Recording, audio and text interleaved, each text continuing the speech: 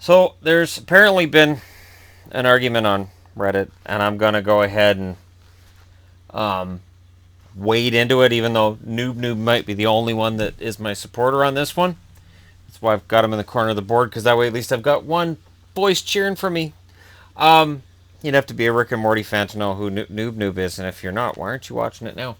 Henrik Zetterberg, does he belong in the Hall of Fame? The Hall of Fame isn't NHL. Hall of Fame is Hockey Hall of Fame. So you have to take NHL stats and NHL accomplishments and say, okay, these are the lion's share of what people are going to look at, but they're not everything. Henrik Zetterberg has had a nice long career in the NHL. And if he'd played in the 80s, I don't think we're having this debate because he played through the dead puck era.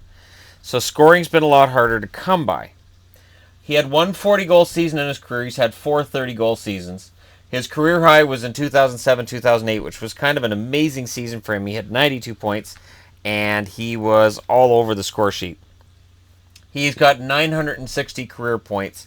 He will likely hit 1,000 this year, barring injury or barring some kind of degradation of his talents. And I think 1,000 points in this era makes you highly likely to make it to the Hall of Fame. Now, honestly, the best result for this guy would be if he and Datsuk went in together, because to me, they took over a team that really needed a leadership. There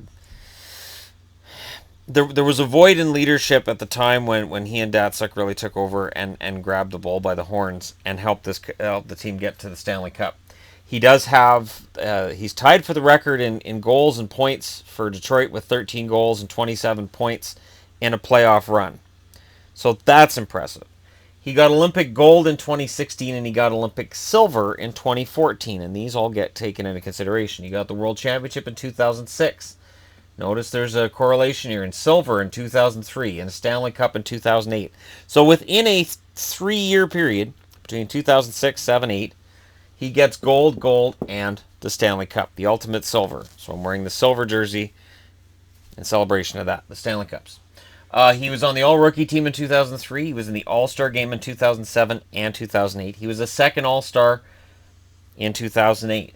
Conn Smythe winner in 2008 with that Stanley Cup winning team, and I really think that kind of puts him over the top. Because of the Stanley Cup, World Championship, Olympic gold, and a Conn Smythe, and this, Jeremy Roenick's not in the Hall of Fame. Why?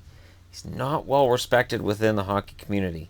And whether that's fair or it isn't, I think that's a big part of what it is.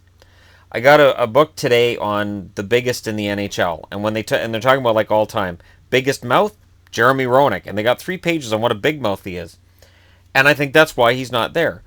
Zetterberg is well respected in the hockey community by writers, by everybody, his peers. He is a greatly respected man, which is why he won the King Clancy Trophy in 2015, which is awarded for leadership on and off the ice. He was nominated for the Calder in 2003. He was nominated for the Selke in 2008. We talk a lot about his two-way game. Here's the thing. Zetterberg plays with Datsuk, right? Now, think about it this way. If you're playing on the same team as Datsuk, people may not notice how good you really are. We've seen defensemen that get overshadowed. And I know Ryan Suter, when he was in Nashville, I remember when Suter signed in Minnesota, there was a lot of comments like, oh boy, he's really going to miss Shea Weber in Minnesota. And then it turned out that it looked more like Weber had a hard time adjusting to life without Suter than Suter had difficulty adjusting to life without Weber in Minnesota. So, you know, that argument that Datsuk's better, he was, but without Zetterberg behind him, would that have affected Datsuk? I would argue that it would have. That's why I'm kind of thinking that if/when he goes in, and I think he belongs there, he likely goes in with Pavel Datsuk. Much like when the Sedins go in, and I know there's people that get triggered when I say it, I figure they'll go in together. We're in that era where there are a lot more teams than there used to be. There are a lot more really good players than there used to be. And there's less goals being scored on average than there were in the 80s.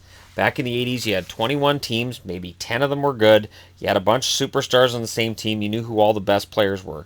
Now we've got a 30-team league. There's a lot of really good players. I would argue there's more solid, good, star players who are worthy of this kind of consideration now than there was in the 80s. They're better athletes, they're bigger, they're faster, and they're better at the game. They're better in every area of the game.